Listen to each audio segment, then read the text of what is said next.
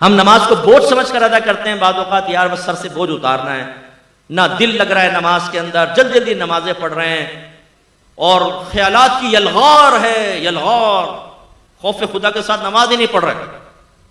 حالانکہ آپ کے نبی نے ارشاد فرمایا جس نے 2 رکعت نماز، زیادہ نہیں، 2 رکعت نماز ایسے ادا کی کہ اس میں دنیا کا کوئی خیال اپنے قلب میں نہ لایا، وہ گناہوں سے ایسا پاک و صاف ہو جائے گا جیسے آج ہی اپنی ماں کے پیٹ سے پیدا ہوا۔ لانا فرمایا آنن، خیالات تو آئیں گے، ایک شیطان ہے جو خیال ڈالے گا، لیکن ہمارا کام کیا تھا؟ خیال آیا اس کو فوراً ٹال کر اللہ کی طرف متوجہ ہوئے۔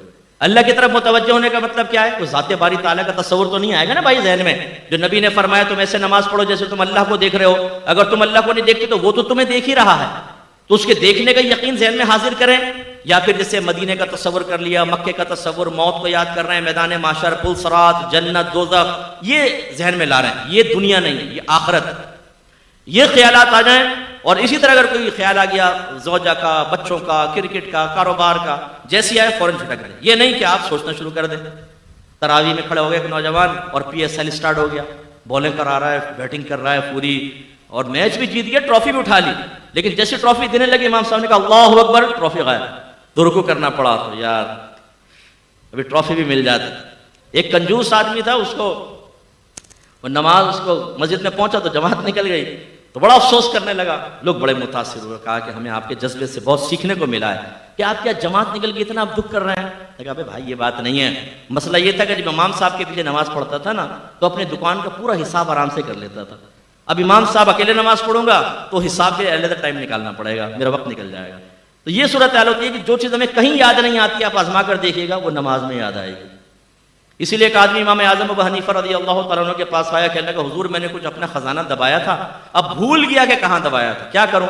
فرمایا علاج تو بتا دوں گا لیکن تو کرے گا نہیں۔ کہا کہ جی کیسے نہیں کروں گا، آپ بتائیں، کیونکہ اس کے لیے تو ہم تیار ہیں نا۔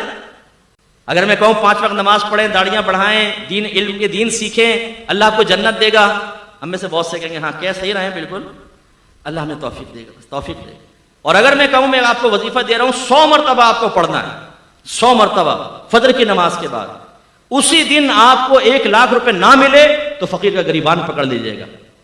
آپ کہیں گے مفتی صاحب اگر گھر میں چائے پی لیں تو بڑی مہربانی ہوگی۔ پھر آپ اس کو پوچھیں گے، پوچھنے کے بعد اگر میں یہ بھی کنڈیشن لگا دوں کسی نے شور کر دیا نا یا آپ بھول گئے گنتی، ختم، دوبارہ شروع، تو آپ اس کمرے میں داخل ہونے سے پہلے گھر والوں کو کہیں گے کوئی آئے نا ٹانگیں توڑ دوں گا، تم لوگ کم وقت ہو، نکل جاؤ، بچوں کو باہر نکالو گھر سے، اور مصلی پہ بیٹھ کے ایک ایک دانہ